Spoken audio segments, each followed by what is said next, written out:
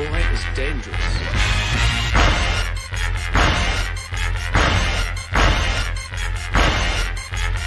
Bad feeling about this. You don't seem to understand something.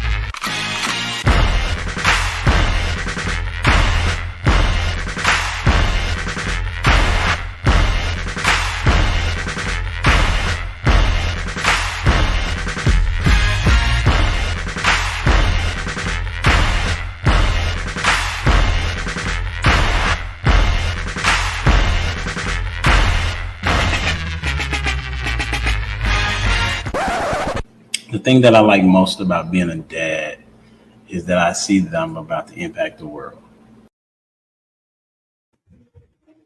Yup. What's up? It's your boy Humble Dad back with another edition of Humble Dad Podcast. Got a great show for you this evening. How do I know? Because I said so, and we usually do. We're going to be giving you answers and solutions to some of the conversations that be taking place over these social media airwaves, if you will. And the question for today is, how has media affected relationships? And so I know that there are some good things out there, and there's some not so good things that are out there. And so we're going to talk about what helps and what doesn't help, if anything, right? And our question that we're going to talk about today first is, where is one place you've been that you never want to return to, and why? And we're going to start with none other than Dwayne Jones. What's up, homie? That mute button is real. Man, that's so funny. And you know what I was sitting there talking about? Mic check, mic check. That's funny. All right, one place. I'll say LA. LA. Like Louisiana? No, Los Angeles, California. I appreciate that, though. The reason Why? is, whenever I went there, everything about it was just not a good experience. All the way down to the customer service. At the restaurant we went to, the food wasn't good. Yeah, I was a little disappointed. Traffic was terrible. So yeah, love California, just not LA. What type of customer service was it? Oh man, we asked for some napkins. Hey y'all, can we get some napkins? Man, that girl had the raunchiest, rankest attitude. I was like, man, get your, you know what? Go ahead, Dan. That money She was wouldn't give in you my no. pocket. She wouldn't give you no napkin. Go get your own napkin. I'll bring my own napkins if I ever went back there. That's what's. I appreciate you being early. That's a thank you for being early. You know what I'm saying? Hey, I was on mute. I was saying something under my breath. listen, that's probably what you need to change your name to Mute Jones. That's what you need. hey, none other than we welcome into the stage is Meet Jamie in the building. Hey, how are you doing? I'm good. I seen you. Make sure you check for that mute button. I did. Look, I was like, I am not. I'm not going to be Mute Jones, and he's the different MJ. Right. So where is one place that I have been that I never want to return? I don't have a place. I have a period of time. So this year, you know what I'm saying, during the 4th of July, my air conditioning went out for the 4 days that it was 96, 98 degrees, and I had no air conditioning for 4 days. I never want to experience that again, ever. Wow. It was like being in hell. You know what I'm saying? Wow. Yeah. You've never been to hell before, though, Jamie. No, but I felt like he was there with me. Hell is hotter than here. I felt like Satan was right there with me, just cooking. You know. Did you feel like repenting? You were trying to make sure your salvation was right. Yeah, it changed my life. It was. That happened to me before. It was like 97 degrees in the house, and the air conditioner went out. It was my mom was living with us at the time, and I was like, man, I gotta get all types of air conditionings. Like, if I gotta get a portable one, I just gotta get whatever I can, or just be out the house for a couple of days. It was cooler outside the house than it was inside the house. Yeah, for sure. Yeah, it was bad. So yeah, that's what I would say. Okay, period of time. I got you. That's what's up. Hey, welcome to the stage. None other than my dude, Prototype.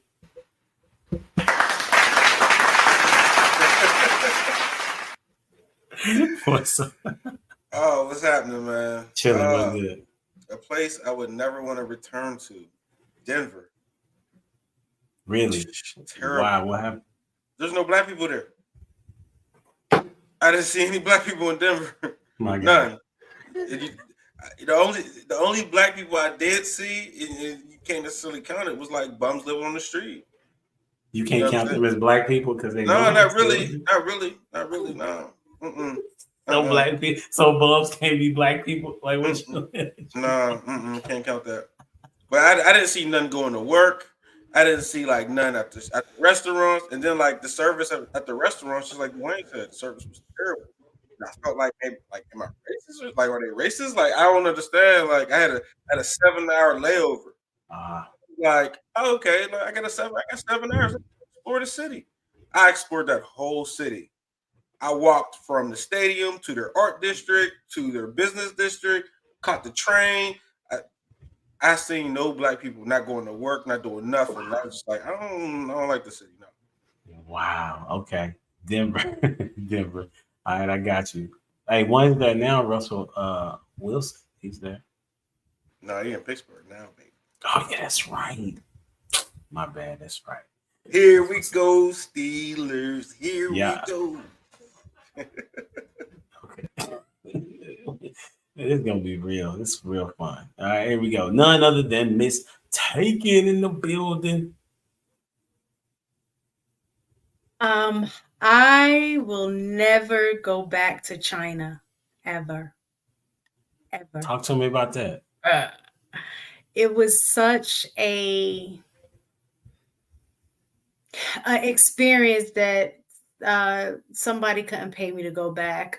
So many things. One, I know it's part of it is culture, so I don't want to, disrespect anybody's culture, but I don't care what culture you're in. Don't just come up to me and start touching me because you're amazed that you've seen a black person before. Like, trying to touch my hair. And I'm like, no. And then like, yes, like that kind of stuff. So I didn't like that. The food, it was very difficult for me to find something that I would like actually like eat. And then the cleanliness, or should I say lack thereof, was disgusting. Like how little kids, when they young and they get a runny nose, they're right there on the sleeve and you see the dried up snot. Well, when I was in the airport, the guy collecting the, your tickets and stuff had the dried up snot all over his uniform. Like it was disgusting. Yeah. China's a no-go. Dang, that's crazy. I got you. Thanks for being here. That's crazy. Welcome to the stage. None other than Miss Ash in the building. Hi. Acting all surprised. Try to get yourself together.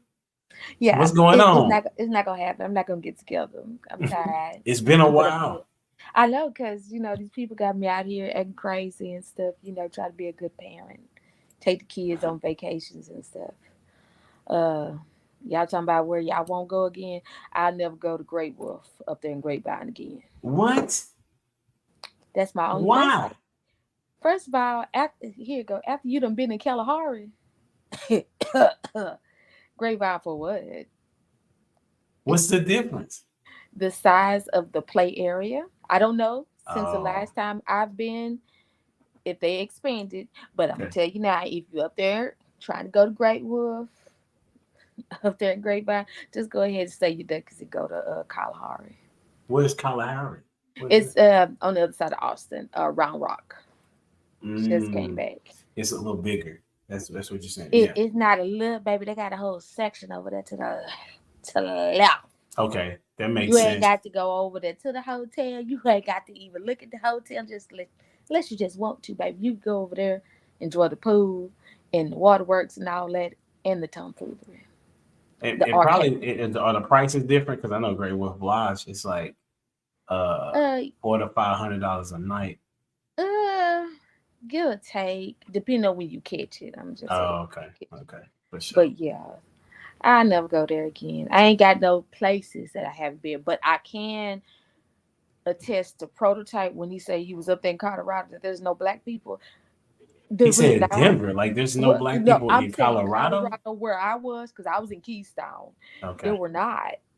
Like the black people I saw, they were African. And then me and my kids walking around and they looking at us like, why they ain't working? Hold on, baby, we on vacation. we not. I mean, we'll go back because I want to go to Aspen or whatever. But there's really not they're not the black people up there. Because I guess I had a good time when I went to Denver. I'm on mommy mode. I wasn't with anybody else. It was just we going to this place just to say we been. You know, it's one of those type things. Now I could say it wasn't a whole lot of black people, but we went for the American Beer Festival. Oh. And it was huge. I don't even drink beer, and I had a great time. So yeah, maybe you should go back, Prototype, when there's an event. He said gotta be black people there. There no black people. It was black people there. What, 10? Because that's not a lot of us. Yeah, it wasn't a whole lot. I agree, it wasn't a whole lot, but I'm assuming that it was a lot since it had an event going on. You know where we live at. Down south. Sometimes we need a break. I don't. He don't want to break from black people. Hey, here we go. Not these guys. Hey, welcome to the stage. None other than Lost in Translation. Good evening. How are you guys? Doing well. How are you? Doing good. Sandman wouldn't let me go this evening, man.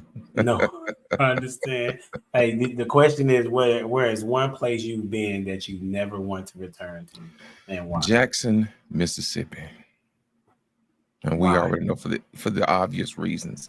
You can walk through Jackson, Mississippi, and just feel the racism just dripping all over your body.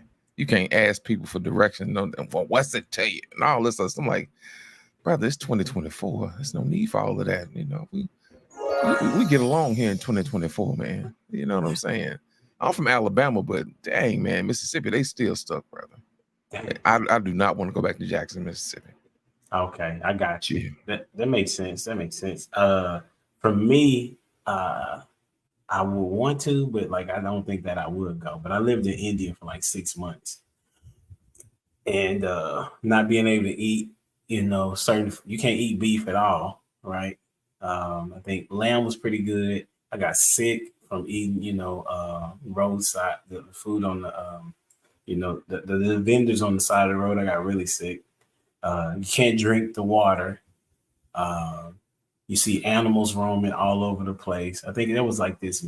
I think I told this before, but there was this big monkey that was like outside this store, and we was basically held hostage because we don't know what this animal is gonna do. You know what I'm saying? Right. So we have to stay in the store until it left. You know what I'm saying? So, but I enjoyed myself, but it's not a place that I would necessarily want to go back for sure. You know what I'm saying? Hey, We're gonna welcome to the stage none other than Newt Jones is back. I'm not messing with you. So you did good that time. Appreciate it. Loss was here. The standards was raised. So for sure. Okay, so we go. You went though, did you, Dwayne? Did you go? All right, that's a bit. Okay, so I've been thinking. I did give y'all some of the questions or whatnot, but I'm trying to see what I can do different on the show, right? Just to kind of make it a little bit different. So the first thing, and we've done this before. I'm gonna play a video, and I want to get your thoughts. Would you do this? Is what I want to know.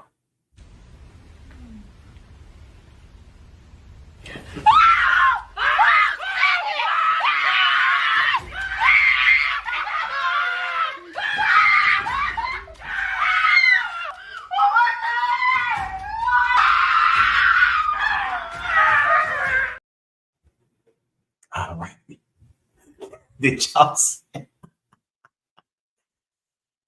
When I saw it, I was like, man, would I do that to my wife? I don't know, because my wife got a mean comeback. So I have to definitely think about that. Hey, what about you, Prototype? What you got? Would that be something that you would do? Or what's your thoughts on him doing it?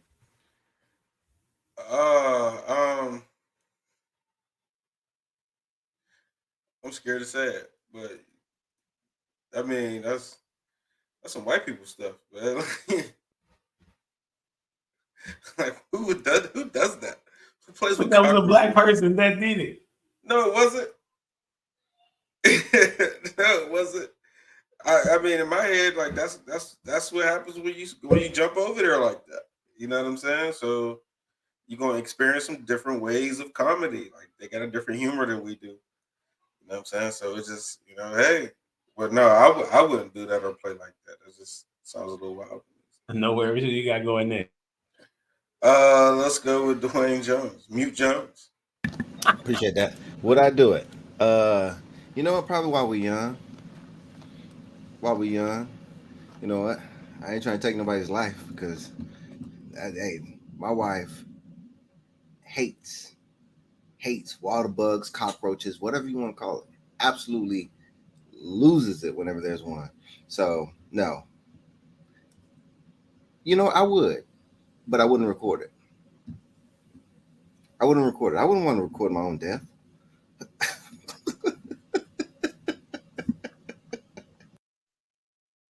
Who you got going next? Mistaken, what you got? See, that's the problem. Y'all be playing too much. Y'all don't know how to play. Y'all take stuff overboard. It's ridiculous. I would never do that because I'm not touching anything like that. I'm more of a rodent person. Yeah, I can touch. What do you mean you're a rodent person? Like I don't like bugs, but I'm okay with rodents. Like I grew up with both, unfortunately, but but I can handle a mouse or something like that much better than I can handle like roaches and stuff. That's what's up. Who you got? Jamie. The answer is no. I would not do it. I don't want it done to me. And it would be over. The whole relationship over. And you recorded it and you put it on social media. Like, no. Like we would never talk again. Do you see how many roaches that was? Yes. Where it was on top of her, in her weave. It was in her hair. Oh, he's not. I would have killed him. And he screamed with her.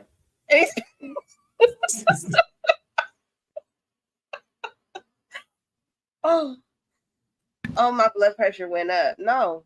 Different type of role play.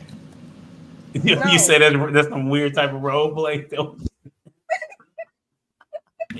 I thought I was on mute. Yeah, that's a different type of role play. Did you thought you was on? Jamie, who you got? So, Ash. Ash is next. Oh my God. Come on, Ash. I'm going to bed. Go to bed. I'm just lay down because I'm already here. But no, I'm not playing like that. It did the simple fact he started beating the bed. He started beating the bed like he tried to get him out. Like they just fell out the ceiling. Because once I would have calmed down and realized he did this, and that's probably like a new wig or whatever, because she's sleeping with it on. So that's not an old one. That's her new baby. Just know them clippers would have been fired up as soon as he went to sleep. So you want to go? Let's go. Because you don't know if she's, if that's her phobia. Because some people got a phobia and stuff. And you wake me up like that and I don't know what's going on. Oh, yeah, bro, don't go to sleep. Gang, gang. And then what the people say? Gang, gang. Baby, I'm coming with the clippers. Zoom. I've learned the hard way. You cannot outplay a man. Like they don't know when to stop, and it will go too far too quick. That's okay. That's okay, because was he walking around looking like this with his little antennas? Who the roach now? Yeah, because I'm gonna shave everything out because he already got like what this much left, right? So I'm gonna just gently braid one and then gently braid the other and zoom the rest of it off. Just say, and then get the mousse because and they have that mousse make them stick up, and make sure I get that got to be spray and make sure it's still. There's a roach in my bed, or what was it? Lice. There's a lice in my bed. Yeah, we going. Sound like you didn't thought about this. The next day she gonna wake up with her hair in the bed next to her. Well, I love a good haircut. I love a good haircut. This is too much hair right now. I don't know when to stop. I always end up getting hurt. Like that's the joke now. Like, all right, let's stop playing because one of us gonna get hurt. Yeah, and women get sensitive real quick for sure. Yeah. It's on you, Lost. What you got? Man, listen, that's a new fear unlocked. I'm not even gonna play them games, man. Listen, that's my worst fear. I wouldn't want to put that on nobody, man. Because think about it, she had jumped up and went to the shower and turned it on and slipped and fell, and I had to carry her to the hospital. It's just too much, man. I can't do that, man. I can't. Yeah, when I saw it, I'm like, this dude is out of there. That boy out of control. And then he didn't even when I saw him yell with her. Yes. I'm like, that was hilarious. My God, you went the extra mile for real. So, but some people can have those type of relationships. They put all of it on social media for sure for all the world to see, and some people cool with that. All right, so here we go. I'm gonna give you a would you rather. Y'all ready? Would you rather change the past or predict the future? Would you rather change the past or predict the future? Lost, you went last, so tell me who should go first this time. You can go or you can choose somebody. I'm gonna choose Miss Taken to go first. Got it. That saw me thinking hard on that. Wow. It's a conundrum.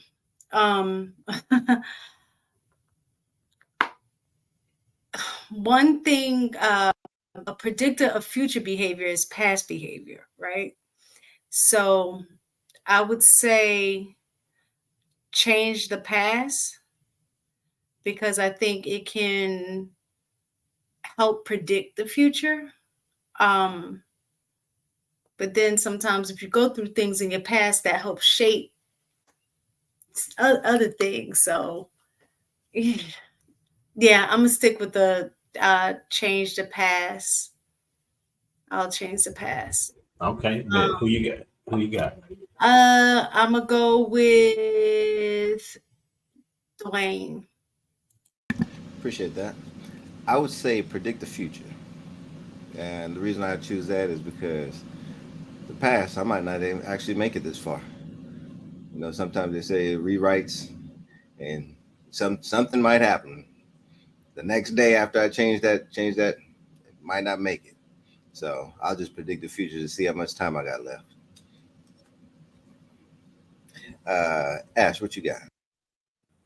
You stole mine, but it's for a different reason. I would say predict the future, so therefore I don't have to go to the past and change anything. So therefore, if I see it already, I can kind of see that they don't need to change because there's some things I would change, but let me just predict the futures and know to walk away instead. I think that's better. I'll go with prototype. Thank you. Appreciate you. Now I would definitely predict the future. Changing the past, I don't know if I'd be the same person. You know what I'm saying? But know who I am today, I could do a lot if I knew the future. You know what I'm saying? So I could live the rest of my days as a terrific guy, like, you know what I'm saying, living in paradise. So yeah. What you got, HD? I would say I was kind of like mistaken. It was a conundrum, thinking about it. Just because of how my life has been. Because if I go back, right, I would have a different wife than I have now. You know what I'm saying? So that's the conundrum that I have. But if I go in the position of being a man of faith and saying that God makes no mistakes, I would go to the future, predict the future. Just so because I know that there's a better day ahead, knowing what I know now. So I would definitely go with predict the future. I won't say definitely, but it was definitely a hard thought process to figure out which one I would do, considering what the life has brought me. But predicting the future, I'm gonna go with that one. Let's go, Jamie. I would go with predict the future because there's really nothing that I want to change about my past. Like I'm okay with everything that happened, right? And so because I'm okay with everything, I could now predict kind of a little bit of what future is going to look like, and it seemed very bright. So I'm okay. I'll definitely predict the future. Who didn't go lost? So I'm lost, yeah. I would change the past, and I'll tell you why. The future, knowing the future is a responsibility that a lot of people probably couldn't handle. I've lived a long time, and I've seen stuff change over time. And I'm here to tell you, if you know what's going to happen in the future, it's like living in a bubble and nobody else can relate to you. But if you can go to the past, then yes, you can change some things, and you're living the unknown, or you're changing the unknown. So it's pretty much a fair game.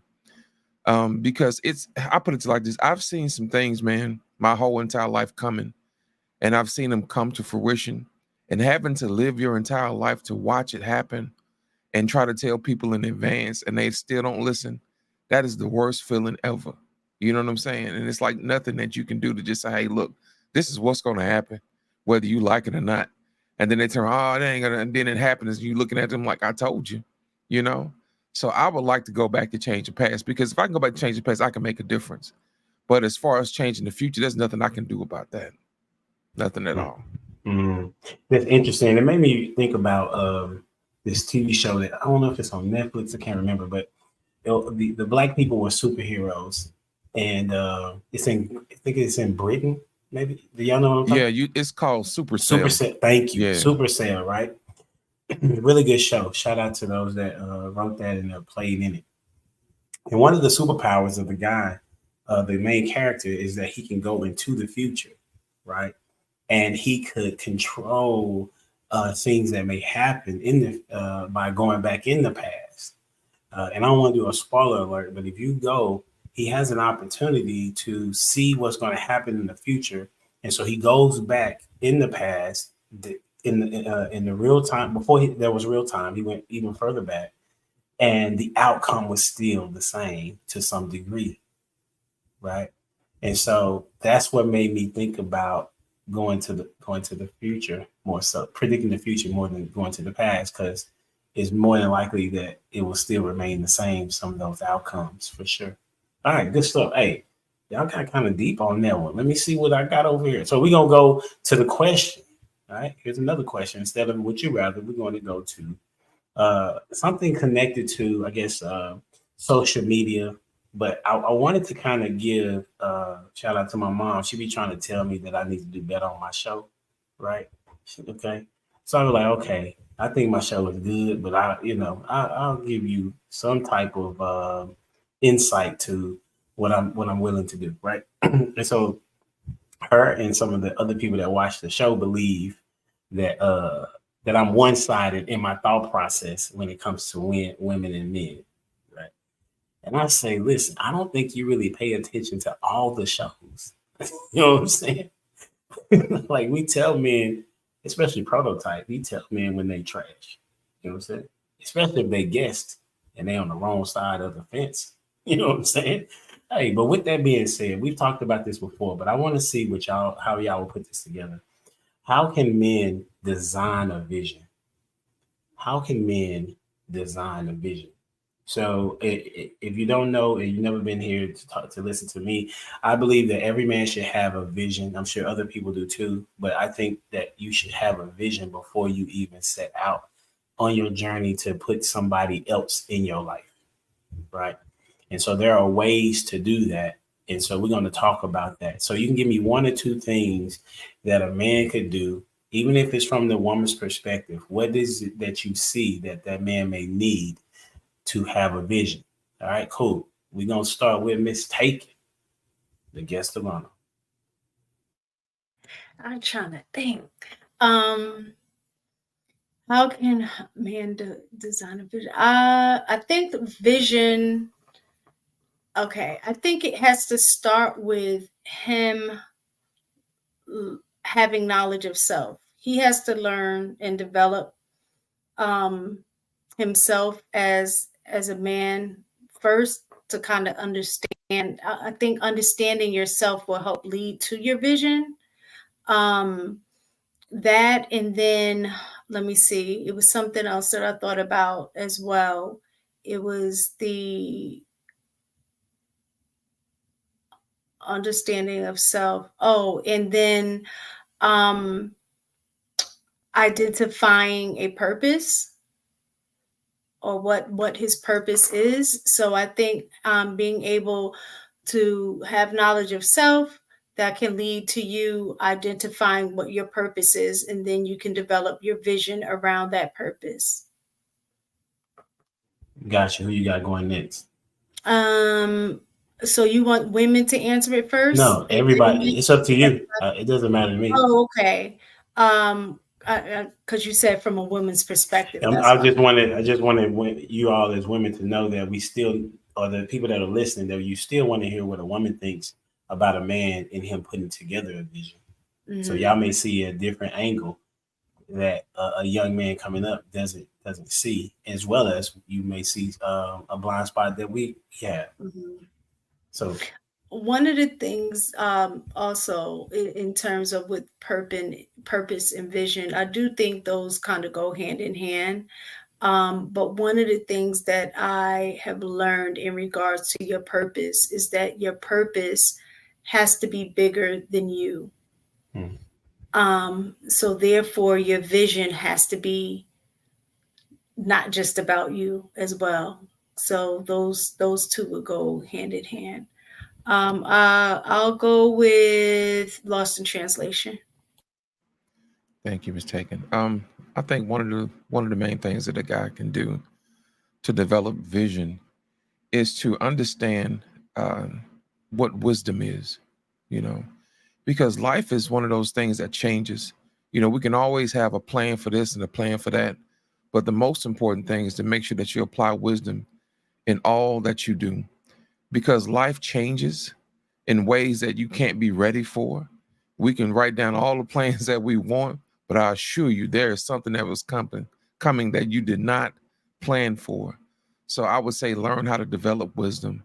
Now, the second piece that I would implore that a man would do is to increase his network, because sometimes your network will turn into your net worth. Anytime you want to be able to tap into resources or people that you have no idea, your network is invaluable, because sometimes you can lean on people who that could help, but they may not be able to help you, but they may know someone else. So depending upon, how big your network is or how wide your net is, it can definitely change who you are. I've seen people tap into places, let's say, for instance, they lost their job, they automatically knew somebody who was hiring, that type of thing.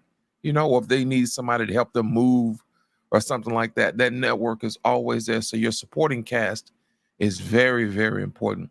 So developing a vision in these particular situations is very important. And how you do that is to make sure that you use wisdom and also to develop your network. I'm going to go with Dwayne next. Appreciate it, Lost. I was thinking about it, and design. You could either use a template, you could go from scratch, you could build, like same thing with a template. You could build off with from others. And as for your design,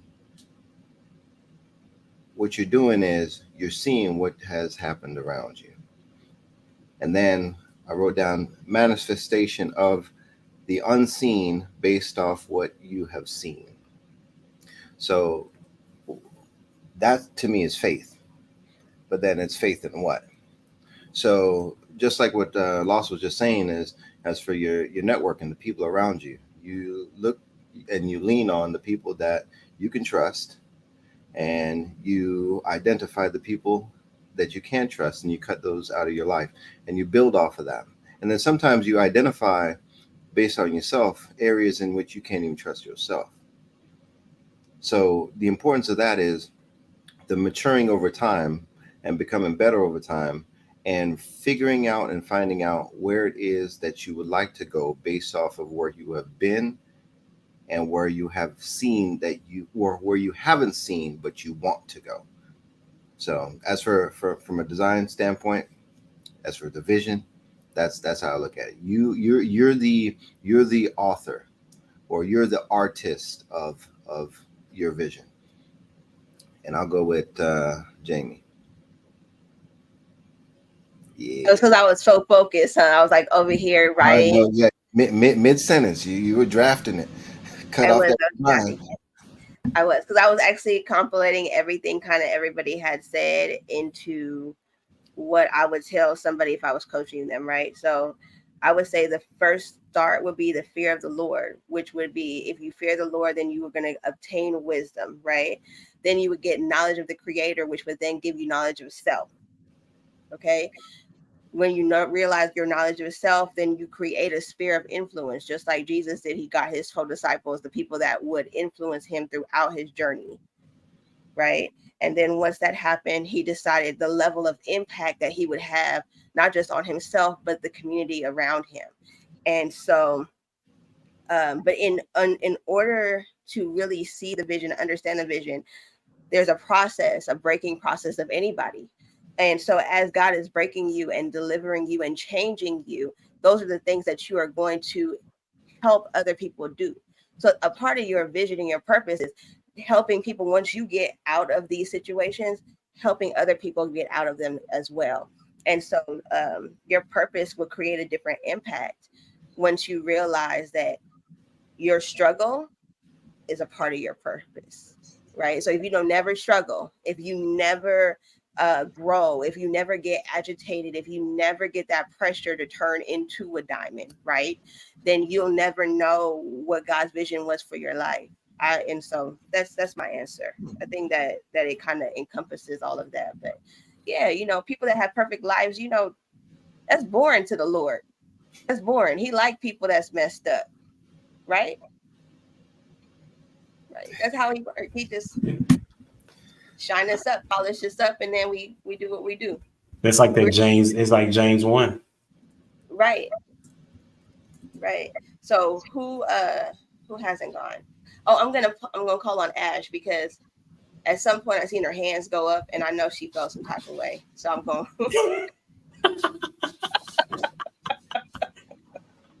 I knew I should have just laid down. Next time, stop being so defiant. You supposed to be here. Your take is so valuable, though, Ash. Oh, my bad. I'm sorry. I just got in my feelings because Miss Taken did what her name said. Oh my God. I mean, come on now. You older. You're not supposed to go there. Leave that for the youngest that don't know no better. But but anyway, yes, I would say he needs a vision of himself. Where do he see himself? Because now I'm trying to reword it so I can, have that. It's not working. But anyway, yes, that's what I say. He needs to know who he is as a person, know what he stands for, what he's not going to stand for, how he wants to operate and be seen. I guess you could say seen and received, because some people have a tendency to conform to everybody's idea and still not be themselves, and then at the end of the day they burnt out, and then they trying to get somebody else on their train, and then they try to make this family, and it don't work, and that's why you see all these divorce things. Like that little bow, I know that was good. I know that was a good tie on it. Prototype, come on in here. That's what's up. So this isn't like get a vision, it's design a vision. Yes, sir. If you feel like, do you see them as different? Yeah, design and get. Yeah. Okay, break those down for me then. So getting a vision is like you don't have a purpose, a way, or a direction. Having a vision is where you want to go, you just don't know how to get there because you haven't designed it yet. So You know what I'm saying? Like people come to me all the time. Can you build me an app? Can you build me an app? I got this idea to build me an app. Don't steal my idea. I'm like, if you knew what it took to build your app, I'm not going to steal your idea, bro. You know what I'm saying? So Say how much you charge to build an app prototype? Depends on what you need. Depends on the feature. I charge you by the feature. That's a bit. So yeah, so having a vision and designing it, I would go with, Law said some good things, finding a mentor, finding some key pieces, who can help me design the ideas I have. Now, getting a vision, if you don't have one, just follow God, and you'll land on it. You know what I'm saying? He'll provide that. You know what I'm saying? Go be a good guy, have a family, get a job, provide for that family. You know what I mean? If you look in the word, people be chilling, and then God be like, hey, I need you real quick. You know what I'm saying? They be like, yo, I wasn't doing nothing. They be like, hey, I need you real quick. You know what I'm saying? So go ahead, have a family, provide for that family. Do what the world tells you to, the word tells you to do. It ain't about actually being anything special. You know what I'm saying? But he'll come tap you on the shoulder, like, come do this real quick. And so that's the vision, follow the word. If you need a vision, that's how you get it. That's what's up.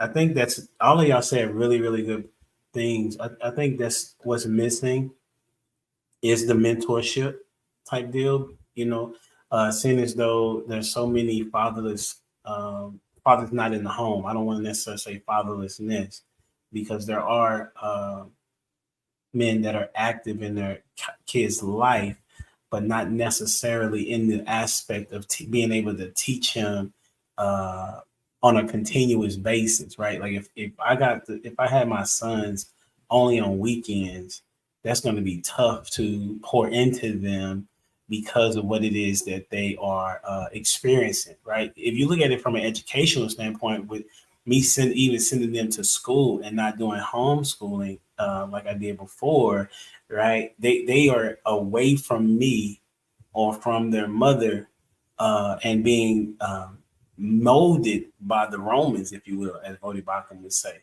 right? And so it's important for young men as well as ladies, but we're just talking about the young men, to have a person that they could see doing what it is they want to do, right? So before the man can even get to the point of marrying somebody, hopefully the woman has said, what is your plan? And how do you plan on getting there, right? And if that doesn't happen, and then you end up marrying somebody and you're lost in your ways, you definitely want to get into the word, right? Because God is definitely, he says that he'll be a lamp unto your feet, right? So that means he's going to show you the way in which to go, right? So I think that would be a very good point. Part of you being able to design a vision, going and finding somebody that you would like to be like, and ask them, can you sit and listen to them? I got a mentor, I tell y'all about him. His name is Dr. Ron. He's been married 67 years, right? And we talk every Monday morning about what is my marriage like and what's going on in my life. But he focuses on how can I be a better husband, right? And he talks about no matter what my wife is doing, he always quotes the scripture to me about what am I doing, right? He's like, what are you doing, though, that is making you better? You need to be the change you want to be. So, but because I'm able to see him and him operating in his marriage, I'm able to do a little bit better in mine, I believe. All right, cool. So it's been good. Who wanted to kind of add? Did somebody have something to add to what anybody said or question? Yeah, I'll throw something out there. Turn your mic down just a little bit, Dwayne. I appreciate that. All right, where we at now? You close already. Okay, sorry about that. You got worse. I don't know what is that mean. Really? Yeah, it sounds like you got your feet on your mic, man. My whole feet. Yeah, man. It sounds like you're rubbing your mic with your feet, man. No, what I thought it sounded like, you had the windows rolled down in your Chevy and you just driving. That's coming from him touching it. That's all. He just don't need to touch it. Okay. Hands up. Is that better? That's it. Much better. Oh my goodness. Yeah. No. To what Prototype was saying earlier about him and programming. To go off what you just said too, HD. I'll steal ideas. Okay. if you got something that's working and I see, I mean, yeah, I'll adopt that. I'll adopt that and apply that to my life. Okay. And I'm glad you made mention of that, HD. I will look at other people who are doing things well. Most people will look at what they have, like their car or their house, and covet those things. No, I covet what you're doing right. Like from a family standpoint, like HD, one of the reasons again why we became friends before we even knew each other. I see you walking through the church, and I see you with your 4 kids, right? I'm like, man, look at him, man. Look, he's being a good dad, taking care of business, right? You have his kids with him, taking them to class, dropping them off at class, and I saw that, and I admired that. So whenever I see things like that, I'm attracted to those type of people that are doing things well. So I appreciate you making mention of that. Absolutely. Anybody else? I appreciate the shout out, Dwayne. You don't typically say nothing good to me on air, so I'm gonna say thank you. Yeah, that's that mute thing right there. All right. So this is good. So I want to kind of dive into some of what the topic is, but before we do that, I'm gonna get to this another video, and I want to get your thoughts on what it is that they say. Here we go. This man requested that on the second date, the woman come with no makeup on. How do y'all feel about that? How do we feel about that? Yeah, let's talk about it. How dare you request how I show up to the date? First of all, yeah, like I haven't thought about it. I was just like listening to the segment, right? But I do believe that there is some validity in understanding who a woman is and what she does look like, right? Before you are too far along, right? Right? I agree. Yeah. I think requesting it is kind of outrageous. Mm-hmm. You're not going to tell me what I can and can't wear, what I put on my body at all. That's just not happening. Right. But I feel like, eventually I'm going to want to be comfortable around you. So I'm going to, not wear makeup. I'm going to be in my sweatpants and my, baggy t-shirt just because that's how I am on a regular basis, Right. But for you to request that, I don't think that's appropriate. All righty. Anybody need to hear it again? You got it? Thumbs up. We got it. We got it. Okay. I'm going to start with Ash on this one. Let's get it. What you got? What's your thoughts on it? Okay. Utterly ridiculous. Why you just can't take it off, let that man see what you look like? If he has, because some people don't understand. Some people, mothers didn't wear makeup. Like back in the day, what they did, eyebrows and when the black and round lips and a little red lipstick, and they gone. But we have put on this whole face and contour, different shape shifting and transformation thing going and happening. Did you know what you look like? I do a pot line. I don't do all that. I was out this weekend on Saturday, but I looked at myself and said, you know what? You're going to give a little shimmer, a little shine. We got to go. We ain't finna do all that. Because that takes time. Like, it does. It takes a lot of time. You got to put, the primer on, the concealer on, then you got to put the foundation on top of that. Then you got to come back and hit it with some powder. You might as well be baking a whole doggone cake. It takes hours. Then you got to do the eyebrows, conceal the eyebrows, then draw them in. I ain't got time for all that. That's too much work. You're going to get all this good naturalness. So you'll know when I do spruce it up, you'll have a treat. I want you to know what I look like because this is what you're going to get. So if I come out here looking like one of these models every day, all day, you're going to like, dang, I wonder what she look like. Is she bald-headed? Does she have edges under the wig? What she got? It's a guess who. Yeah, I know everybody on here done seen the memes where the girl, they take it all off and then use like Doctor Who. And you do mean Doctor Who. And I mean doctor as in he who. Not, she. No. What is that man doing under there? It's like, come on now. Like, I understand that you want to be pretty and all that, but sometimes let's just be realistic. Let's do a basic date, where y'all go out, cup of coffee, early in the morning, fresh, dewy skin, a little, what is it? A little moisturizer and a little oil. That's it. Maybe, color your eyebrows and, oil. Not oil. I don't want you to be all slippery and, you know, like a little seal. I'm just saying. Now I'm just taking you makeup. I hope I took something from you today. That's awesome. Well, but I don't like the way she expressed what she said. I do agree with everything should be done in time. If I just met you and you're making requests on a second date and I just met you, I don't know if I would feel comfortable just doing that. Not because I like wear makeup, like I don't have any makeup on now, but like yeah, I just think timing is everything. And for some women, makeup is a personal thing for them. And so I could see how that could be an issue in just meeting a person. Like we went on one date. This is a second date, and you're already asking, you know, for stuff that I kind of feel might be personal, not yet ready for me to reveal to you as we're working up to get to know each other. And then I guess I would kind of feel like, okay, well, what's next? What's coming next? You know what I'm saying? I don't know. So I just think timing is everything. And even if like after the first date, maybe the flow was really, really good. And, you know, they made a connection and she's like, oh, okay, I don't really care, you know. But yeah, I do think it's about timing.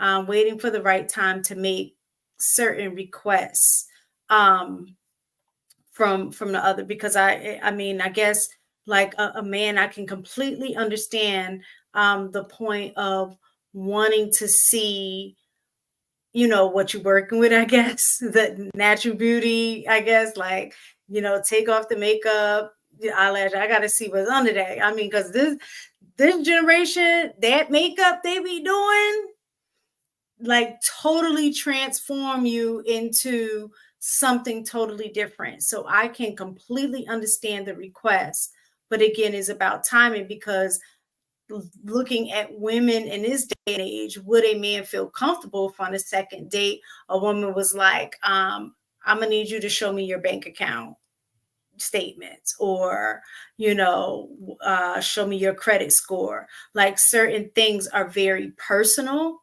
Not that you wouldn't, but it's about the timing and when you ask. I'm gonna go with Jamie. Before we move on, I just got a question. I got to play the devil's advocate, but is the bank account and credit score really equivalent to something that you're putting on? Yes, because from my understanding, in these dating streets, I'm just asking. This is what I'm about to compare it to. Okay. From my understanding of what it's like in these dating streets, everybody be fronting, right? So I've heard that there are times that guys will pretend or front like they have more than what they really have to, you know, get the woman in, then right, and then later on find out that what they were trying to act isn't really what it really is.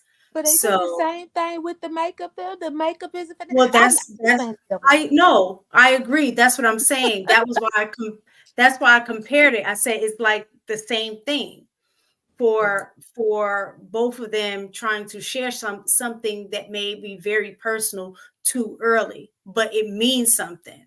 Like I know I would want to know if, you know, what a potential partner is working with financially, especially if, you know, I'm responsible with money and all of that kind of stuff. I need to know what I'm working with. Am I going to end up being in a position where I have to help you get your credit score up, or I'm going to have to help you, you know, learn how to budget or manage your money? I need to know those things. Just like men, like the physical aspect of a woman, and they're like, yo, I really need to know what I'm working with. like how you look without the snuffleupagus, eyelashes and makeup. You know what I'm saying? And your no wig on. Like That was I good. need to know what you're working with. Yeah. So that's why I just kind of compared those two, because I think both of those are important. Men are the physical, women may like the financial, like can you be able to take care of me or add to what I might already have, something like that. So definitely. Interesting point. That's what's up. On you, Jamie. Okay, so what I was thinking when I listened to it was I mean, if I were her, I'd been like, well, did you not look at my Instagram profile? And so I'm a look. He should have. Men do research. If you see in every photo that she has a whole face on every time, I'm just being real. Why do you want to date somebody like that? That's the question. Because now you know what I'm saying? Like, and so then if that's what it's for, right? Then don't ask her to take her makeup off. The second date, because you can see on her Instagram that she's not comfortable without having a makeup or a filter on. Do you see what I'm saying? So in that girl's thought process was like, he's going to try to change me. Well, I mean, he might try to change you. So then you should already know not to date him, right? Don't date him. And just to be honest, if a man takes a woman on the first date and he spends over $100, you might not want to date him, because to me that's irresponsible. You don't know me enough to be spending all that money on me, and I don't want you to be completely honest, because that tells me that there's several other dates lined up and that you're spending that amount of money possibly on each one of them. That's a waste. Like, you just wasting prototype, stay over there. And but if we're looking at the logical, instead of having to go on a date with somebody and then ask them to adjust themselves, we could just look, because social media tells us enough about somebody on their social media posts, on what they post about themselves, how they post themselves, how they operate. I seen a guy say, if you look into a man's thing and there's a bunch of women that he's following that are half naked, then you know what you're going to deal with. He got a lust problem, right? Because any other man that's trying not to have a problem or trying to keep his loins together, he's not going to keep following women that are half naked, butt naked, or that got makeup all over their face because they're insecure. Right? I think that's the one benefit of social media, is that you can see somebody's insecurities right online. So I wouldn't even ask her I would ask her on the first date, like, do you wear makeup like that all the time? Why would he ask her out and then ask her to take off makeup the next time? No, just ask her while you're sitting at the table, do you wear that all the time? Like, does it not bother you? Ain't it hot? You not hot with all that on? That don't even sound like a good question to ask, Jamie. Come on, man. You're not being real. Men cannot ask straightforward questions. Let me say that. I wish y'all would, because if you wish we would, but we cannot, because women like hearing the lie first. It would change women. I'm just no, it would not. Man, it would not change women. And people need to get their feelings hurt. Well, I would be the friend that asks, why are you wearing all that? Because is it not hot? I do ask that question. Like, going to festivals and they be having full face. I'd be like, friend, you not hot? Because I can see it. You know what I'm saying? Like, I don't understand. What is it? I'm melting. But you seen it too, Ash? Have you not seen it? But did you not hear me say I'm melting? You can see it in the pores and stuff like that. And then they want a contour friend. I'm being your friend by asking you, like, you're not uncomfortable. And don't hug me, because if you get that stuff on my clothes, we're about to have problems. So anyways, my answer is, I think that she's wrong and I think he's wrong, because he knows what he's working with based on what her Instagram or Facebook look like, because a woman, she can't help it. We talk too much and we post too much. And that's the truth. And so prototype, you could go, because you know, you want to give me the smoke. Let's go. Let's go. I hope that no guy ever listens to your dating advice. You gotta start that with Fran prototype. No, I ain't starting that with nothing. I hope that you never ever give a guy dating advice, because he'd be walking around with the driest meat ever. He's not getting no yams, none, absolutely none. You just want us all out here just frustrated and mad and killing each other and fighting people. That's what you want? Is that what you asking for? Because you know it's the ones that don't get no yams that be the maddest. Those are the dudes that's shooting everything up. That, you know what I mean? Like, you ain't ever seen Chirac. You understand? Like, come on, man. She ain't trying to get us no yams. Don't listen to her. I lost track of the question after all that nonsense. It's okay, bro. Like, you on one right now, though. Like, you know what I'm saying? Like, stay right there. You know, what's the question? Asking the second date. On the second date, would it make sense to ask the woman not to wear makeup? No. Is it unreasonable? Is it unreasonable request? Is what it is. I would say so. It's an unreasonable request. I mean, if you don't want her to wear no makeup, you know, invite her to the gym, invite her to a hike, a nature walk, where, like, you know what I'm saying? Like, do something where she's, you know, she's going to have to get a little, you know what I mean, uncomfortable or whatever, you know what I'm saying? Where that sweat going to start beating down. You know, she'll probably tell you no if she's that addicted to her makeup, though. You know what I'm saying? So, I mean. Or she may wear makeup on the hike. She might. But then, you know, like, she's for the streets. You know what I'm saying? So, like, if, you know, girls that wear makeup, hey, you here for a fun time, not a long time. You know what I'm saying? If you wear it like that, if you can't go to the grocery store and you know what's crazy? Girls get mad when guys holler at them at the grocery store when they looking crazy. Yeah, like, I heard about that. Yeah, they get so mad. Like, I look like I bum. Like, that's because we're looking at the bottom line. Is this what you look like at home? That's what you're going to look at 95% of the time. And if I could deal with that, then I think somebody said it. But when you do get dressed up, oh, man, she's dope. You know what I'm saying? You know, it's that adjustable 6 thing. That case, you know, Kevin Samuels used to talk to him, Proto. You know what I'm saying? So, yeah, that was always my, you know what I'm saying, like 6 basic at the crib. But, you know what I'm saying, when they get dressed, they're 8. You know what I'm saying? So that's always kind of been my MO. But yeah, like I think it's unreasonable to ask her. You know, you just got to kind of women are easy, but they complicated because they want you to know. They want you to know everything about them without them ever having to tell you anything about them. You know what I'm saying? But the thing about it is they all the same.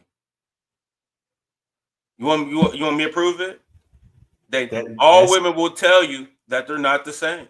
Yeah, they all say all the same. They all say we're not the same. But there's no one else like me. And men always say we the same. But y'all the same. Y'all the There's same. There's no one else like me. God only made one of me. Listen, I understand what you're saying, but from a dinner, from a hunter to a deer, y'all all deers. Y'all all like to eat the same stuff, or some deer might eating different stuff. But you still a deer. Maybe your tail was white and her tail was green. I don't know, but you still a deer. So I'm gonna eat if I'm a good hunter, no matter what kind of deer you are. You know what I'm saying? So yeah, y'all different deer, but y'all deer. But my tail might be better than hers. That might be true. You know what? That definitely might be true. But the process of getting the tail was the same. How about that? That you did not overcome that one, bro. Yeah. that was a win, my guy. The process of getting the tail was all the same. Listen, no matter who she is. You changed the goalpost when you said what you just said, Prototype. What she you mean? said that because she said that they're not the same because her tail may be better. So that's still a deer. Nah, all deer meat ain't the same, my guy. But it's deer meat. Okay. It's deer meat nonetheless. Prototype. All tail is not the same. You know that. Deer meat is deer meat. everybody don't even cook their meat the same. What you mean? It's not still gonna be deer meat. No matter how you prep it, it's still deer meat. Catching the deer is the same process. Feed them, entertain them. I got you. Who haven't went yet on this one? Was it I think Lost? Lost, yeah. Let's go, Lost. You know what? Here's the thing, man. I don't think it's unreasonable. I'm going to tell you why. To me, it's a compliance issue. You know what I mean? Proverbs 25:24 says that it is better for a man to live on the corner of a roof of a shack than it is to live with a quarrelsome woman. I'm looking for agreement. You know, I could care less what you look like under there. If I make a simple request, I need to know that you'll do it, because I've grown up believing that delayed obedience is disobedience. And I can't deal with nobody who doesn't listen to what I have to say, especially if I'm going to lay down my life for you. I could care less what you look like. I need to know where your securities lie, because where your securities lie is where the devil can slip in. Say, for instance, if you love your makeup or whatever, then all of a sudden, you know, you get somebody to walk up on you and tell you, oh, you're so beautiful.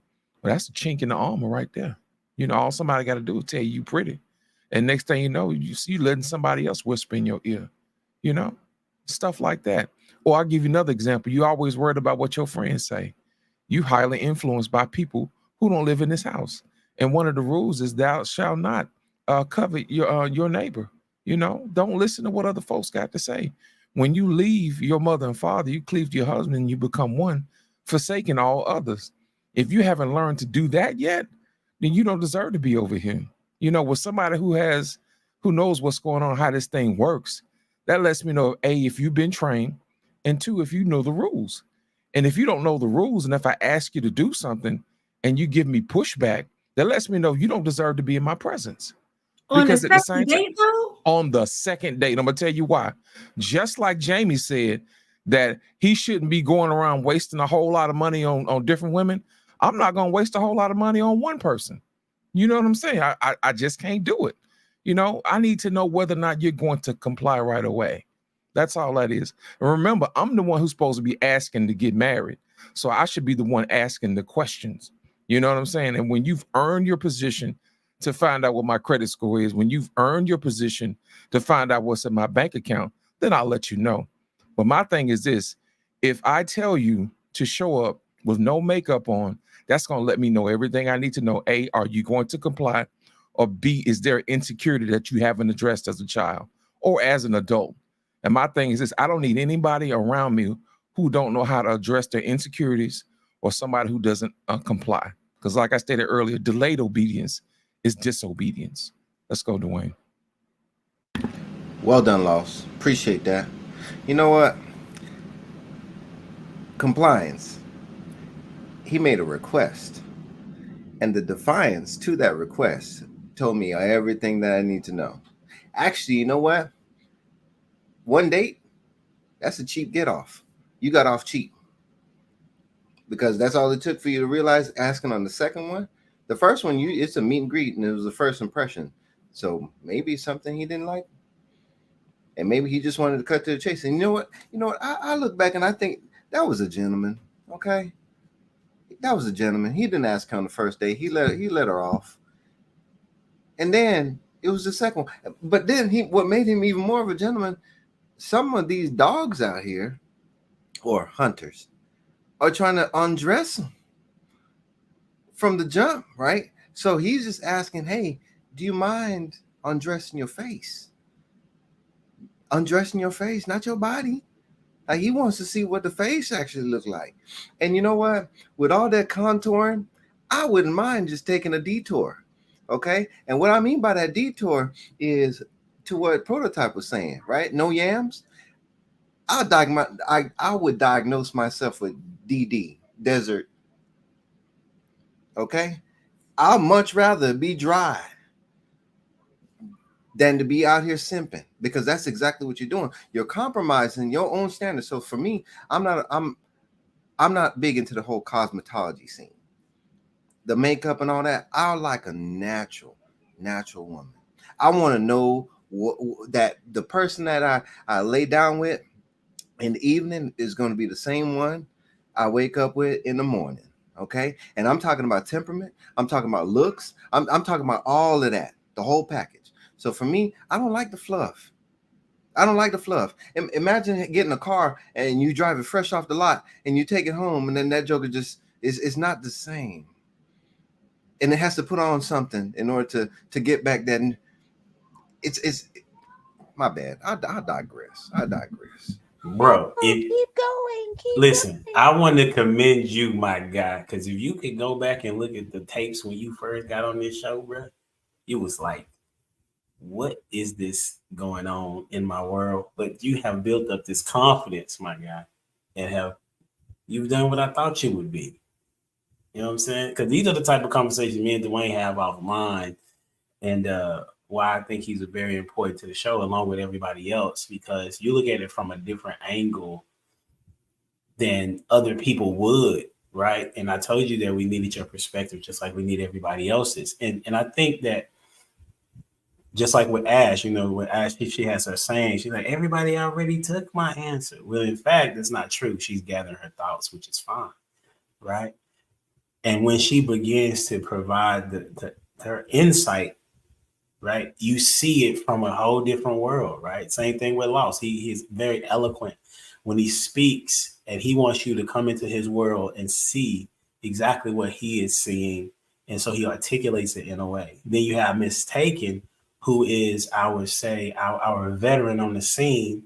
And she's able to come from that perspective of an educator and a woman that's married, and also being in this space for such a long time. She's able to see what is out there and how people are speaking, men and women. And then you have Prototype, who is the individual that nobody expects to say what he's going to say.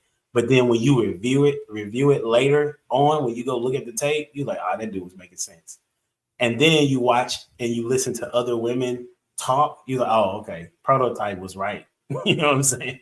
And then you have Jamie, who is able to articulate what everybody has said and then bring it to her own, provide her own take on what everybody has said, and put it in her own way to be able to provide actionable items for people to take away and to provide what it is that they need in moving forward, right? And so that's why I appreciate the things that y'all say, because there's going to be something that somebody could take away and be productive in their everyday journey as it relates to building relationships.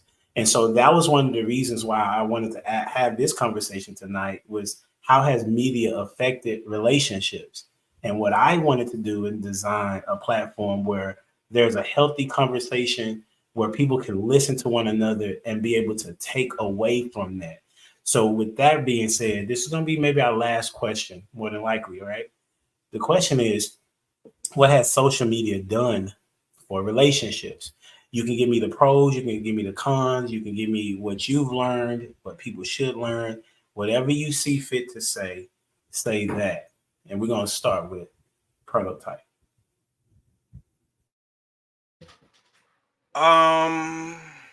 I would say social media has made relationships more expendable. When you look at social media, you think you have all these extra options, so you don't treat people like people anymore. You just treat them like an experience or whatever. You know what I'm saying? Because you're like, I could just scroll and beg whatever, or I got this app and I could bag something tonight. You know what I'm saying? And I don't care what it looked like. You know what I'm saying? I'm getting out of the DD zone.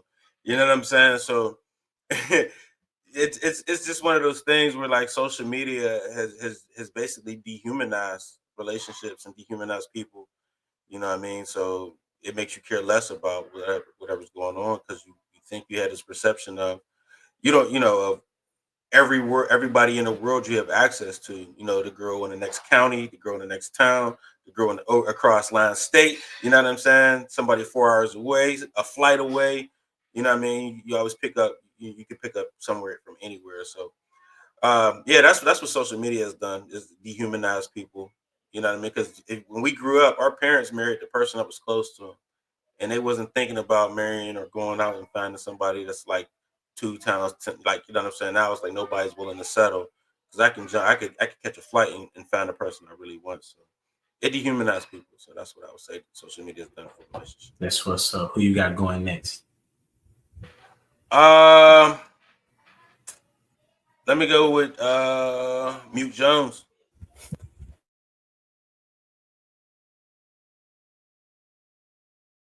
Nobody can hear you. Sorry. You're on mute, sir. If it ain't one mute, it's another. If it ain't one mute, it's another. Appreciate it, Prototype. Well said. Mute Jones.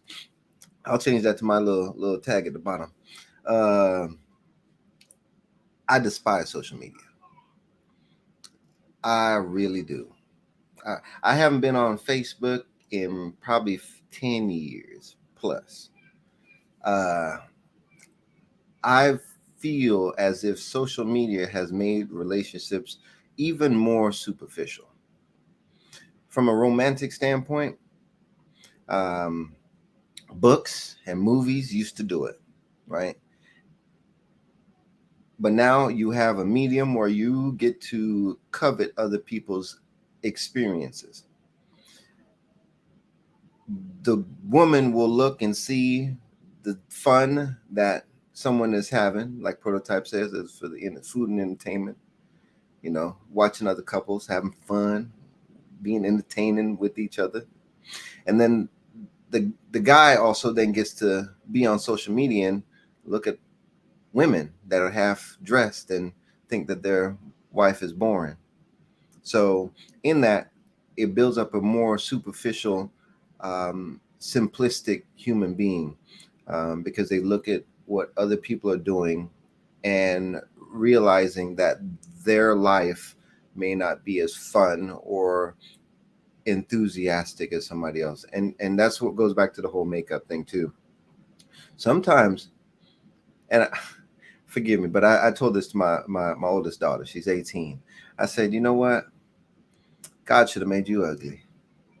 God should have made you ugly, right? Because then you'd have an excuse to want to put on so much makeup. Because in it, what I feel is she's naturally beautiful. She's naturally beautiful. And then she wants to cover that up or try to enhance. And I see there's so much in value in working with what you got. So whenever people now are dealt a certain hand, they peek over and look at the other hands that other people have, and they wish that they had it. And they don't even enjoy the experience in which they're having now. I'll go with Mistaken. I be trying to get my thoughts together, really trying to think about it. So I think what social media has done, it has amplified and revealed what was already in people's nature and heart. What's that saying? It said something like, it made me think of like, and I might be getting it wrong, but I think y'all probably heard of it before. But it was saying like you can tell the character of a man once he's made money, and the character of a woman if she doesn't have it, if he doesn't have any. So I kind of think social media has done that, has been a revealing effect. And now we're able to see it in real time. Like, sometimes everybody, oh, you live in a bubble, like that kind of stuff, that it exposes stuff that's outside of the bubble.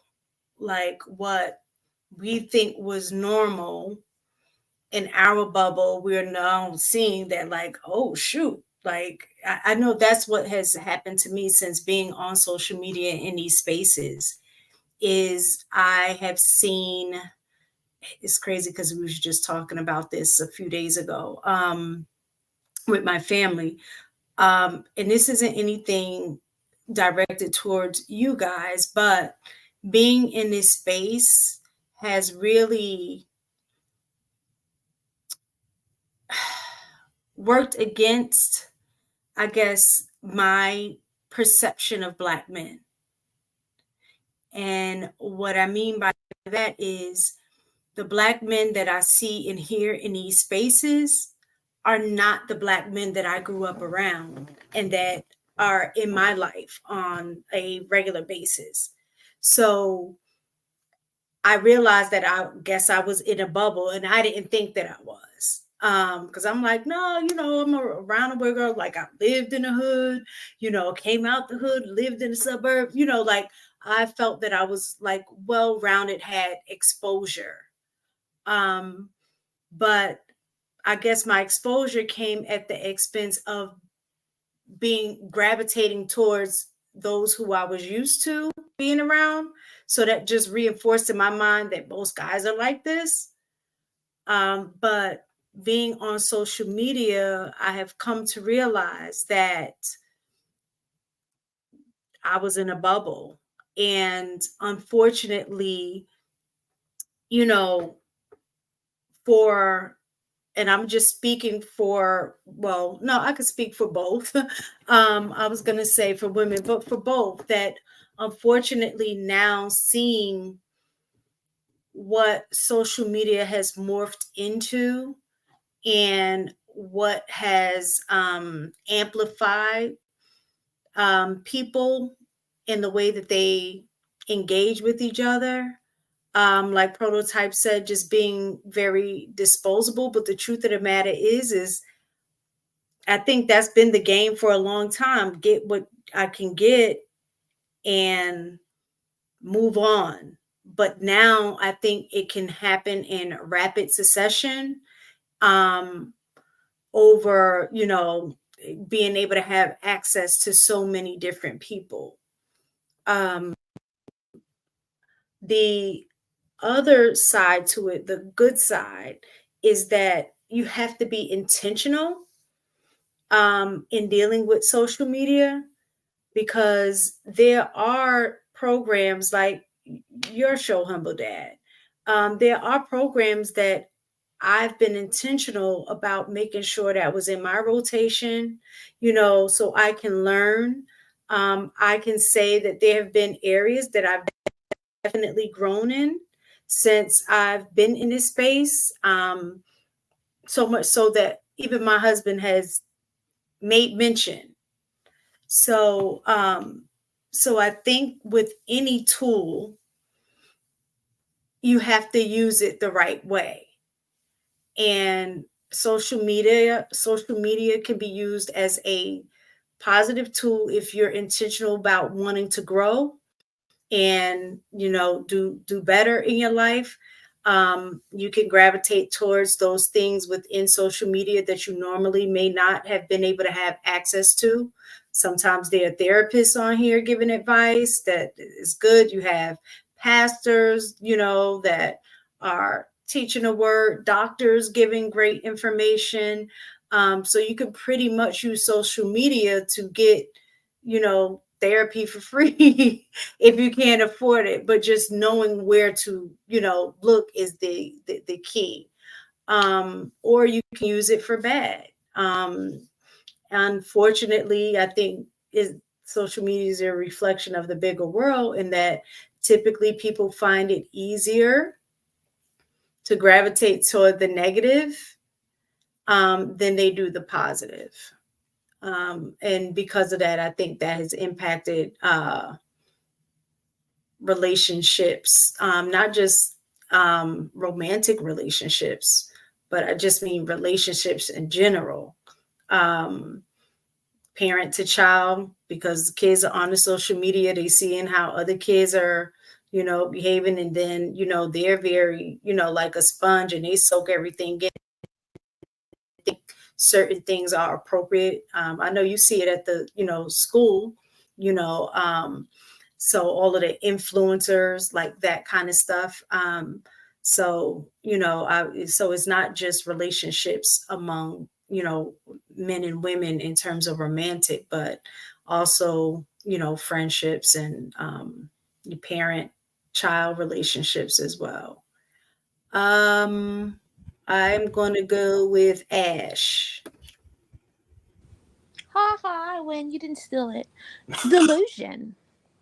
That's what I'm going to say. Yeah. What? Delusion, baby. Don't act like you didn't hear the word delusion.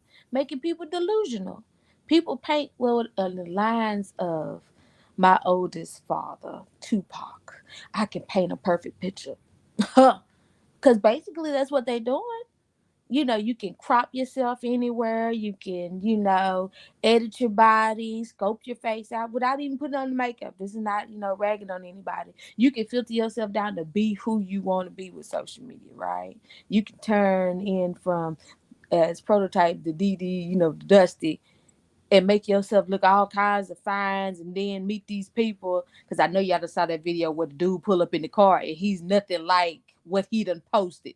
He up here looking like I haven't seen it. You're gonna have to send that to I us. have to find it. It's an old video though. It's because the girl walks up to the car. She's like, "This is not you." He's like, "Yeah, it is." I think he misses some teeth or something in the front too. It's funny. I have to find it, but I'm pretty sure if you sorry Dwayne, I don't have no way to send it to you. I probably have to send it by email or something, And no tea, no shade, but social media is a helping, but it also is a downer because that's why kids out of control.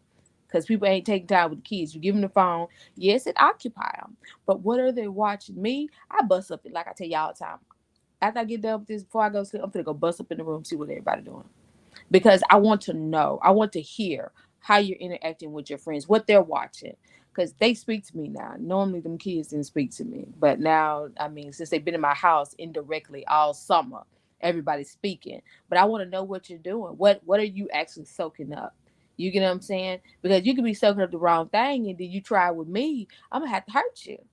Because Fat had sent me some video where I think the girl had pranked the mama in some way, and I said, I wish you would waste some of my good stuff around here trying to prank me. I have 3 belts that's out of my uniform, and I'm ready to use them. I don't do pranks. Don't do it. It's not worth your life. It's not worth me going to jail. It's not. It's just don't do pranks with me. We can watch them, yes, for entertainment, but don't come over here with that foolishness because my temper's short. But like I said, social media to me, because I'm finna get ready to do my detox because I haven't done it out yet. Because I take a month or two off. I'll check on periodically, see messages, but I just go black. Don't get on, don't log on, just find something else to do. But I really think it just helped paint that delusion. I could paint a perfect picture. The cons of it, I get to stay in touch with my family. I can see all my little kids growing up. I You can mean see the pros of it? nephews. You mean the pros of it? Oh, I guess it might be a con because they may have to ask me to babysit or try to cook something. I don't know. But anyway, I would still do it. I would do it. But yeah, the pros is to see the babies growing up and be able to see the kids that I babysit, and they grown now and they got kids. It's kind of a way to see them and be like, oh, so you done moved. Oh, okay, you grown now. It's a good way to keep in touch to see what they're posting as what they doing, because we know that's probably not what they doing, because everybody got the footage in the phone that don't get leaked. Everybody got Dwayne, shut up. You got some footage that you can't leak. You got ransom tied to it. Sit down. Flip phone. Who you got going next, Ash? Ooh, I bit off Dwayne cake. Lost in translation while he over there shaking his head. I tried to call him, but I think I hit mute too fast. I'm sorry. Yeah, you hit me too fast. The good thing that social media has done is allow people to see what's possible. A lot of times people don't get outside of their own bubble and don't travel outside their own county. They can say, hey, look, this is what's available on the other side of the world if you apply yourself. It helps create a vision. It helps you strive for something where you thought wasn't possible. I think that's the good side of social media. Now, the bad side of social media reveals who you really are. It's just like when Ash was talking about, people recording things, for other people's entertainment. And I'm the type of person, like I'm never really watching the skit. I'm actually looking through the lens of the producer, the person holding the camera. That's what I'm looking at. I'm trying to develop and find out what's the purpose of this particular angle and what are you trying to represent? You see what I'm saying? It's the why the author is writing the story. I'm that type of person. You see what I'm saying? And 9 times out of 10, when people get wrapped up in the story, I'm thinking, who's the weaver of this story? You know, I'll give you an example. I was on this channel on TikTok, and there was this guy who had a picture of Kevin up. As you know, I was a moderator for Kevin for a long time, right? So of course, you know, people get to having conversations and, you know, about stuff like this. So they were talking about how I value this and how I value that. Okay. Now I'm just going to sit here quietly to see what they have to say about my man. And there were women who were always talking about, you know, the character and all this other stuff. You know, women, they love character. And I mean, I was thinking to myself, the whole 3.5 years I was watching Kevin, not one woman asked about character. Not a one. You see what I'm saying? Not one. And you know how I can speak to it because I was there. So they can't lie. You see what I'm saying? So my whole thing is, I'm like, where did all this character come from? And then my grand wisdom, I thought about it. I said, you know what? Kevin pushed it so hard that now that these women understand it, it's not about the money. It's about the character.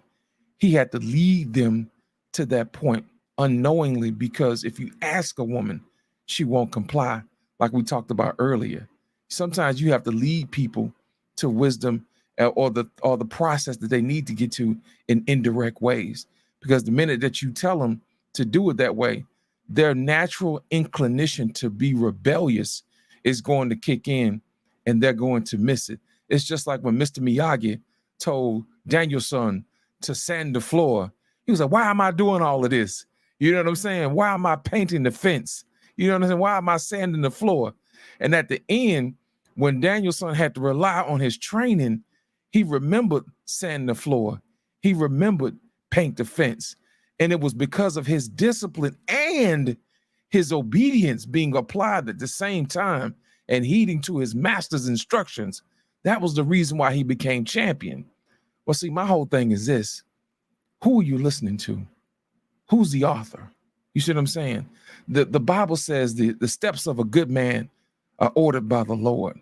So my thing is this, women, who are you really looking for? Are you looking to get what you want? Are you really looking for somebody to comply and give you all your hopes and wishes and dreams? Or are you giving somebody who's listening to the master? Are you listening to someone who's going to lead you in a path that you cannot see? You know, I had a conversation with Lucky this past Saturday, and the topic of her live was, what do men bring to the table as far as when the dates are concerned? So of course, you know, she had a tear come down her eye. She got a little teary-eyed, and I can see where she was getting emotional about it because guys weren't giving her the answer that she needed. So of course, you know, I gave her the answer that I told her. I said, people come into relationship for selfish reasons. And then maybe 10 minutes later, the truth came out. And I was like, wait a minute, I wish I had came back and told her what she needed to know, because the true answer came out. So now I can give you the real answer. She said the reason why she wants to go on a date with a guy is so she can go back and brag to her friends and say, look what he's done. And I'm thinking to myself, oh, now that's a whole beast of a different animal. Because if a man finds that out, what's going to happen is he's not going to date you anymore, because A, you're subject to the whims of your friends' concerns and wishes. And B, he's not dating your friends. He's dating you. And you're not trying to get to know him. You're using him. And men do not like to be used. So my whole thing is this, ladies, if you want a straight answer from a man, give him a straight answer. Because in Lucky's case, she didn't give me all the information I needed to give her the exact answer that she needed. So if she's watching, Lucky, I apologize. But my thing is this, if you gave me what I needed, I would have gave you what you were looking for. And I'm going to leave it at that. I'm going to give it to Prototype this time. I went first. Yeah. I think that's everybody. That's everybody? Yeah, that's everybody. Hey, listen. I didn't go. Can I just say? Oh, Okay. Jamie, wait, hold on. Jamie, you didn't go? Get him, Jamie. Oh, come on, Let Jamie. her go first. Let her go first. All right.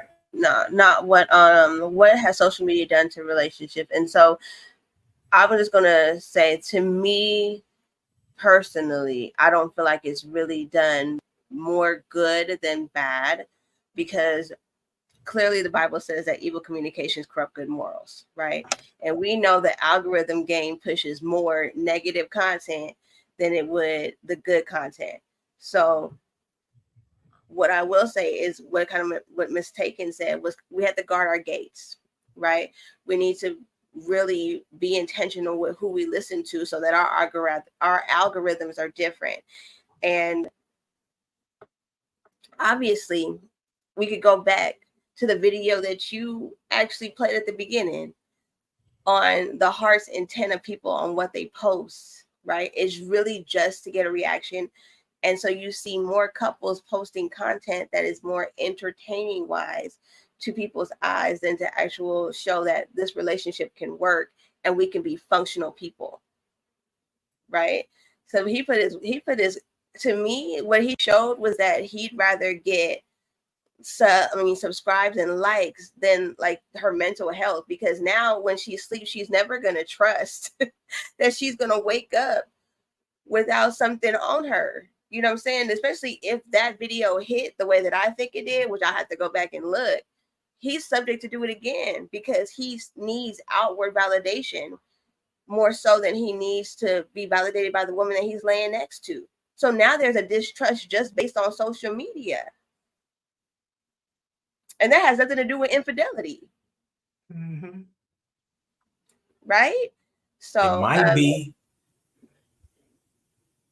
It's leading that way, right? It is the small, It's the small portions that you take in that lead to the big fall, right? Yeah. It's those small steps that lead you to be like, okay, well, somebody's going to DM you. And then I realized, like, the way that social media is set up, it sets you up to cheat. They have the incognito mode, right?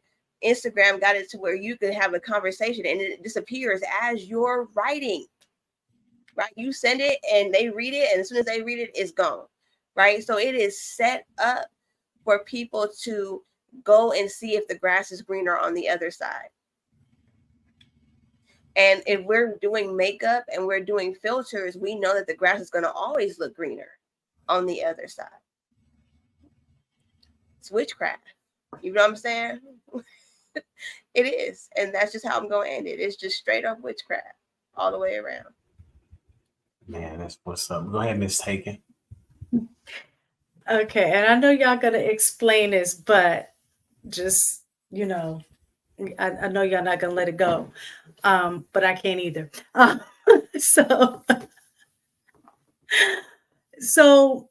about the compliance thing, not that I have an issue with compliance in and of itself, but this is what, like, I was just taking notes. So I just kind of feel like the expectation to think that a woman should comply without knowing you is kind of crazy to me. And it's not necessarily what is asked, it's the principle of it. So let me finish. So if I think every woman should respect a man, but I don't think every man deserves, or should I say any man deserves, their compliance. So you have, so what did I say here? Okay. So yeah, should respect the man, but not, and because the thing is, a second date is not going to give you enough time to discern whether or not you are the man that I need to comply to, right? So the expectation for a man to think that a complete stranger, and I'm gonna say stranger because by the second date, you're still a stranger. Y'all don't know too much about anybody. Would you want a woman, because I'm thinking about how you guys have talked on, and when I say you guys, it may not have been you directly, but in this space, about how certain behaviors and the way that you move has you determine what kind of woman she is, right? So Lost in Translation said, well, if she complies, that lets me know that, she's agreeable or what have you, right? My thing is, if she complies with you on a second date, that would make me think she's open to complying to anybody, because she's not using discernment about who is she complying to. You're a stranger. We're getting to know each other in order for me to determine whether or not you are the person that I need to comply to. And I think being in this space, from what I've seen, again, I'm not saying you guys or you directly, is that it's this, I think what Kevin Samuels have done has made some men misinterpret his message, and think that if I'm desperate enough to want a man, then I'll do all of these things to ensure that I get them, giving husband treatment without even getting the offer of being a wife, right? And so it's these expectations of, while we're boyfriend and girlfriend, you should be doing this, you should be doing that, because that'll help me determine whether or not I would even want to marry you. When you go on a second date, I ask you to do something, you should comply, because that's going to let me know if I'm going to marry you. Like, that's not the way that we should operate. God gave us discernment for a reason, and just complying at the whim of whatever any man asks is just crazy to me. I'm sorry. I just couldn't let that go. No, that's good. No, that's good. I have something short to say. Okay. I just want to say I'll go after you, Ash. Yeah, go ahead. I'm going to because I'm going to have to hop off. Yeah. No worries. We was about to go. This is my thing. You want a man to spend his money freely, but you don't want to do a little compliance. You want to comply to pay for expensive dates. Let's just be honest. These heifers ain't talking about let's go to McDonald's, Steak and Shake. They trying to go to Steak 48. That's Steak 48. You want Ocean Air, places that they can't afford on the regular. So you ask, because this is if I had a son, and I do have nephews, and I do treat them like sons. So you telling me my nephew is supposed to take his hard-earned money to take this heifer that can't comply with him just asking to take the makeup off? It's not even a full take off, or tone it down. Let me see your natural cheekbones, your natural nose shape. You can put a little concealer on, arch your little eyebrows, because half of them don't have no eyebrows anyway. I'm just saying, because some people do shave off their eyebrows. But what I'm saying is, you want a man to comply and do all these things, but you're not willing to comply just by take a tiny little makeup off. Don't do the full bead. Just do the little brow, a little lips. If you got a little acne, spots, put a little tutu on, but not a full force change me into my superwoman that you see. I just, that's all the thing I'm trying to get an understanding. It's about asking, like I said the first time, it's about asking and expecting too much too soon. And I'm speaking generally. I know makeup is one thing, but I'm saying makeup and other things in general. It's the expectation of too much too soon. I think that has also been a creation of social media, and being in this thing is that as technology progresses, everything is immediate. So we want compliance immediately. We want the dude to spend $200 on us immediately. We want to go to the nice restaurant immediately. We want to go on the vacations immediately. Everything is just immediate. And I think that's the mindset. Like, get in a relationship. We don't have a title, but you have the expectation of being treated like a wife or being treated like a husband. Pay my bills. I don't want to be, if you ain't gonna pay my bills, that's wife treatment. No dude should be paying no girl's bill if that's not his wife. That's just my belief. I don't think a woman should be doing a bunch of cooking and cleaning. Now, if she wanted to, if that's just her personality or something like that in the beginning, when she's just the girlfriend, they don't have a title. No. What if he bought the groceries? What it would be what? What if he bought the groceries? if he bought the And she, groceries and asked, like it is okay to make the request, but that's all being they were. But mistaken, we're gonna have to wrap this up. But I'm gonna come to okay, go you, ahead. Lost. We're gonna come to you, and if you're willing to come back next week, we can follow this up because I just Okay. appreciate people's time, right? So I hear you when you came back on the second end when you were trying to hold both people accountable. That's dope. Mhm. Ash said what I was gonna say, because women still want the guy to protect her if they go out on a date. She wants if a dude approached her, she wants him to do a husband type treatment on the But first isn't that date. the same as me saying about women should respect all men? I think we've also lost What I that respect as Yeah, well. but Go what ahead. I'm saying, I'm responding to the premise of the lady thinking that the request Mhm. was something bad, right? When he was just asking to see her natural face, right? She gets to see her natural face. You know what I'm saying? So he's saying, and obviously she found him interesting enough to go out on a date and interesting enough to consider a second date. You see what I'm saying? So if she had that mindset, that means that she was interested in him. It just so happens that she found that he wanted more than he was asking more of her than she wanted to give. So much so that she asked the question on a At that podcast. You time. feel me? Right. And so the second date is a fine time to ask. Jamie also said he could have went through her, through her Instagram. But people like to put whatever on Instagram, and they like to kind of facade what it is, who they are. So I'm just saying this, that women on the first date want the man to give them, I'm talking about all women, want the man to give husband type treatment on the first date. That's paying for the date and that's protection on that same date. Right? Those are two things that husbands do. So a woman, and then if he's asking you to comply, he's not even asking you to comply. It was a request. And what can you do with a request? You can say yes or no. You can explain the yes or the no. But what it is that in this situation, there are women that feel like when a man tells them something, they go to their Eve dynamic, which is to automatically be in rebellion mode, as opposed to listening to the Holy Spirit, which everybody doesn't necessarily do, but listening to say, okay, how will this hurt me?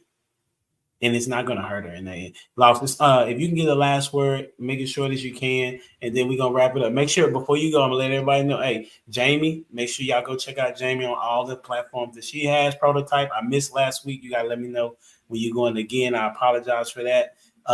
Miss Taken is on Friday, 9-ish on the LaPeeps Network. She critiqued. Then you Lost in Translation. Just type it in on any and all these platforms. You get with him. Ash is on Instagram. She giving her bus chronicles and how to raise these kids out here. And then Dwayne is taking photographs of people. Hey, Lost on you, and then we're going to be out. Here's my thing. My wife will comply with me, and I'm trying to find her. If you're not going to comply, then you're not her, so to speak. And I'll give you an example. My whole thing is this. A lot of times when women say that we should come out and ask them directly what we want, then 9 times out of 10, that's not what they want.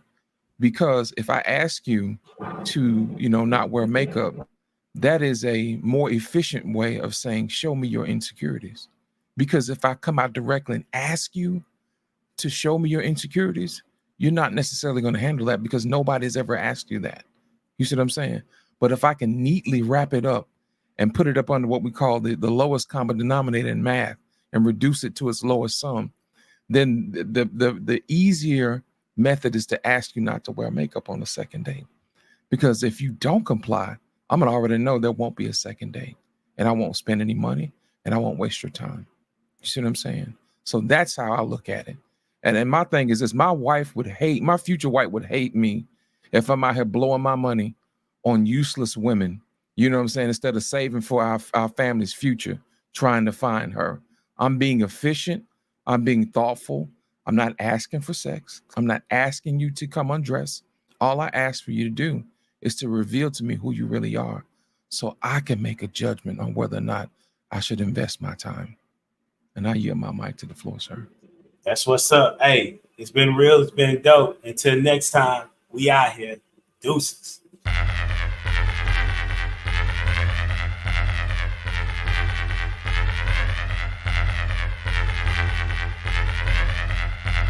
The boy is dangerous.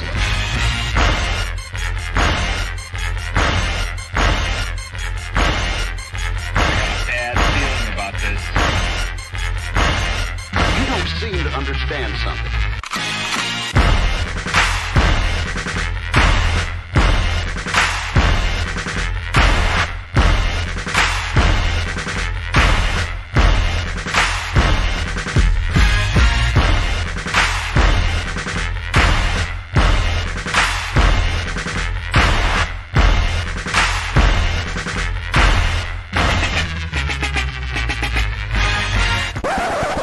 The thing that I like most about being a dad is that I see that I'm about to impact the world.